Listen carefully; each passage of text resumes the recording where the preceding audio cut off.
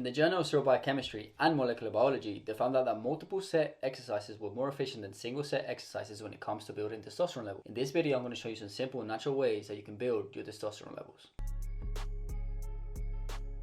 Inconsistent breathing patterns can result in a decrease of testosterone levels. Scientific literature suggests that it might not be a direct cause, but rather an indirect cause. There was a study being done that showed the elimination or reduction of sleep apnea could increase testosterone levels. The study states that sleep disordered breathing may result in a reduction in testosterone levels.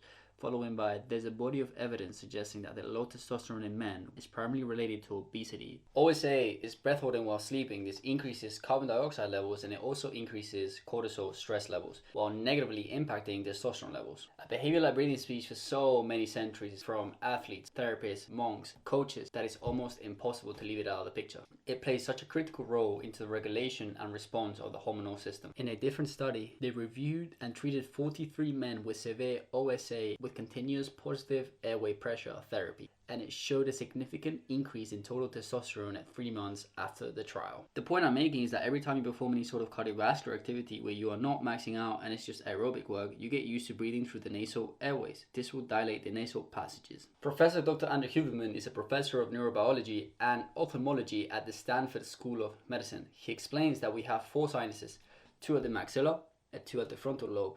And then we also have some running around the eyebrow section.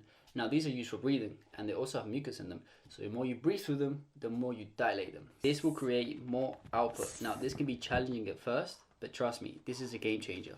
So what are the benefits of breathing? It indirectly raises testosterone in a proper ratio, it offloads CO2, positive cosmetic effects, increases lung capacity, dilates the sinuses, and reduces cortisol levels. Now the second way you can increase your testosterone levels is by having a partner. In a human study where they tested salivary testosterone levels in men watching versus participating in sexual activity in the sex clubs, the results stated that the testosterone levels increased 36% amongst men who visited sex clubs, 72% amongst the participants, and 11% amongst observers, meaning that participating in sexual behavior had a stronger effect on testosterone levels. Now, ejaculation does not decrease or increase testosterone levels. Science does not produce enough conclusive evidence to prove there was a correlation between masturbation and testosterone levels. There's some studies that suggest that it might increase it. There's some studies that suggest it might decrease it. It's still being investigated. In fact, what increases testosterone levels is abstinence from sex or sex without ejaculation. 1 week or more will increase testosterone levels. The results show that the ejaculation-caused variations were characterized by a peak on the 7th day of abstinence, and that the effective time of an ejaculation is 7 days minimum.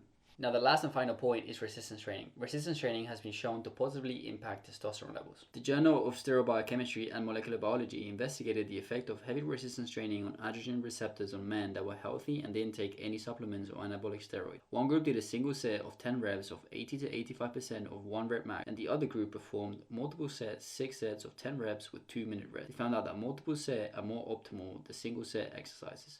However, there are many studies done on this and they all point out that testosterone will increase while doing exercise and post-exercise will decrease to normal levels. Another study correlates to the previous journal finding, stating that the resistance training has been shown to elicit a significant acute hormonal response. Stressing a large muscle mass tends to produce the greatest acute hormonal elevation. So how do we make sure we do this right? When performing lifts, I recommend performing compound and multi-joint movements like the bench, pull-up, rows, deadlifts. Stay consistent and progressively overload. Change the acute variables like the variation, tempo, rest. These can be enough to maximize adaptations for the neuromuscular system. We call this the recruitment of high threshold motor units. The study also states that large muscle mass exercises such as Olympic lifts and others I have mentioned have been shown to produce large elevations in testosterone levels compared to small muscle mass exercises. It has been shown to be a potent metabolic stressor.